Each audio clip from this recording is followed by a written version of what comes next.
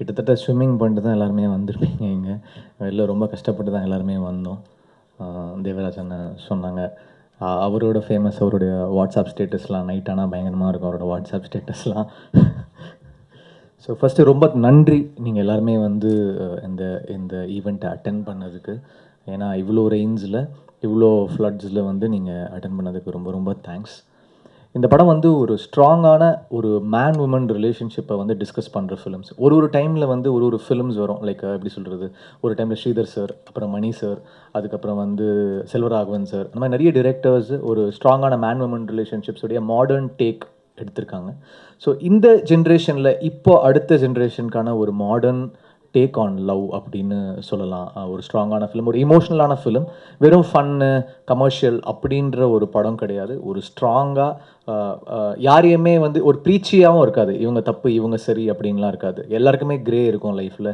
எல்லாருக்குமே வந்து positive attitude இருக்கும், நெகட்டிவ் ஆட்டிடியூட் இருக்கும், அக்ரெஷன் இருக்கும், எல்லாமே இருக்கும். அது எல்லாமே ஒரு ஃபிலிமில் ப்ரீச் பண்ணாமல் வெளியிலேருந்து ஒரு பெர்ஸ்பெக்டிவில் பார்க்குற மாதிரி அந்த கேரக்டர்ஸை வந்து பார்க்குற மாதிரி ஒரு ஃபிலிமாக இருக்கும். பர்ஃபார்மன்ஸாகவும் ரொம்ப ஒரு ஒரு ரொம்ப டிஃப்ரெண்ட்டாக ஒரு என்னுடைய ரெகுலர் பாடி லாங்குவேஜ்லேருந்து உடச்சி பண்ண ஒரு சான்ஸ் கிடச்சிது. முதல் நன்றி இந்த படத்தில் வந்து டில்லி சாருக்கு தான் சொல்லணும். ஏன்னா அவரில் தான் இந்த படம் நடந்துச்சு. அவர் தான் ஹி ஆப்டட் ஃபார் மீ. தொடர்ந்து ஒரு 2-3 படங்கள் சேர்ந்து பண்ணுறோம். அடுத்தடுத்த படங்கள் ஷூட்டிங்கில் இருக்குது சாரோட. I'm really thankful Delhi sir for producing this film.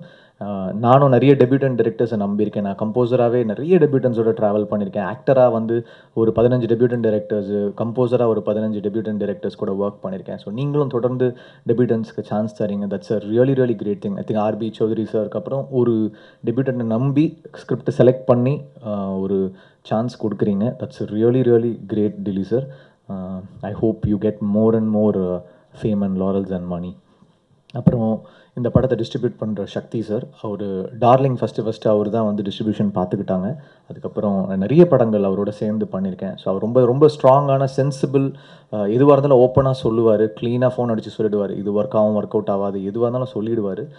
எந்த ஒரு ஒளிவு மறைவு இருக்காது. So I am really happy Sakthi sir is associate. And அவரும் படம் பார்த்துட்டு இதை சொல்லும் போது எனக்கு இன்னும் ஒரு ஓகே நல்லாயிருக்கும் அப்படின்ற ஒரு நம்பிக்கை வருது. And congrats Sathish. ஒரு திருப்பி again I am working with a debutant director. I am really happy that அவருக்குன்னு ஒரு தனி ஃபிலிம் லாங்குவேஜ் இருக்குது. அதாவது ஃபிலிம் லாங்குவேஜ்ன்றது வந்து சில ஃபிலிம் மேக்கர்ஸ்க்கு தான் இருக்கும்.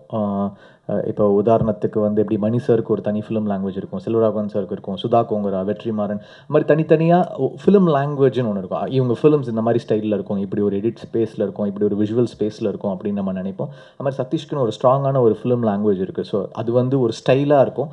அதை மேபி நிறைய பேர் ஃபாலோ பண்ணுவாங்க. இப்படி இந்த எடிட்டில் இருக்கணும், இந்த மியூசிக்கில் இப்படி இருக்கணும், கேமரா இப்படி இருக்கணும் அப்படின்றது வந்து ஒரு பேட்டர்னாக வரும்னு நினைக்கிறேன். It's like a format which you can look up to அப்படின்னு நினைக்கிறேன். ஒரு ஸ்ட்ராங்கான டிரெக்டர் அவர். Best wishes Satish.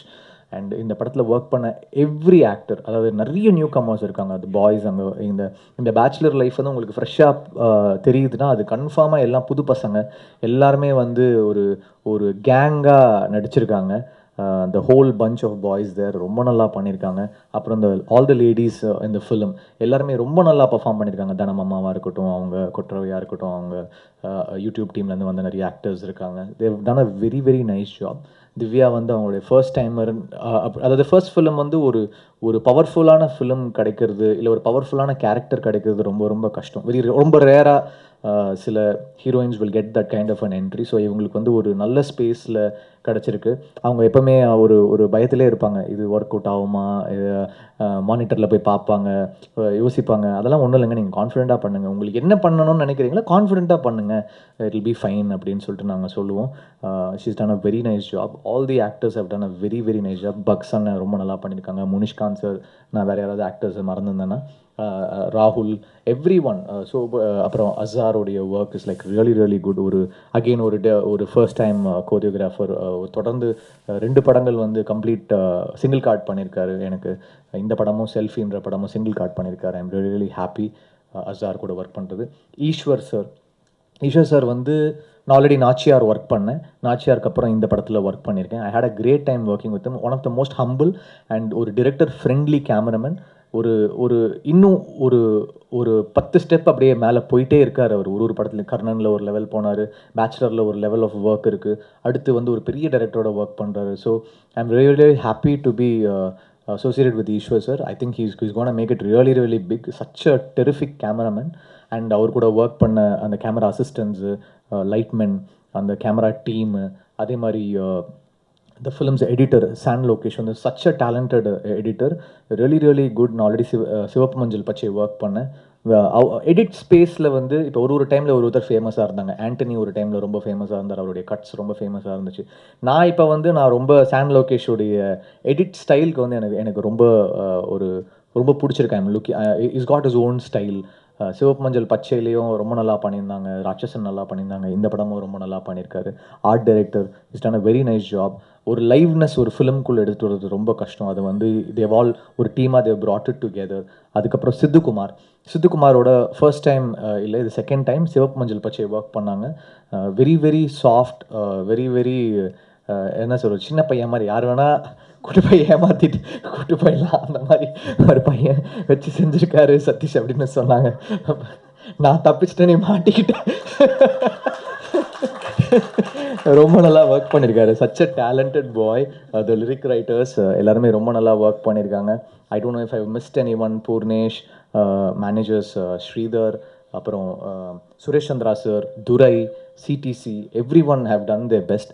Thank you so much. நீங்கள் பாருங்கள், நீங்கள் பார்த்துட்டு என்ன ஃபீல் பண்ணுறீங்கன்னு சொல்லுங்கள். டெஃபினட்டாக ஒரு கோயம்புத்தூர் ஸ்லாங் அந்த படத்தில் ஒன்று பேசியிருக்கேன். அது வந்து இப்போ சினிமானா கோயம்புத்தூர் ஸ்லாங்னா இப்படி தான் பேசுவாங்கன்னு ஒரு பேட்டர்னில் இருந்துச்சு. இது வரைக்கும் சினிமானா கோயம்புத்தூர் ஸ்லாங் இப்படி தான் இருக்கும்னு அதை உடச்சி மதுரையில் நிறைய பண்ணிட்டாங்க. இப்போ மதுரை ஸ்லாங் வந்து இன்டீரியர் நிறைய டேரக்டர்ஸ் டச் பண்ணிட்டாங்க. இந்த ஸ்லாங் ஆஃப் த ஃபிலிம் வந்து ரொம்ப லைவாக ஒரு நியூ ஏஜ் கோயம்புத்தூர் ஸ்லாங் அட்டம் பண்ண மாதிரி இருக்கும். பர்ஃபார்மன்ஸாகவும் ரொம்ப இன்ட்ரெஸ்டிங்காக இருக்கும். நிறைய பேர் படத்தை பற்றி பேசிட்டாங்க. ஸோ நீங்கள் பார்த்துட்டு சொல்லுங்கள் எப்படி இருக்குன்னு. Thank you so much.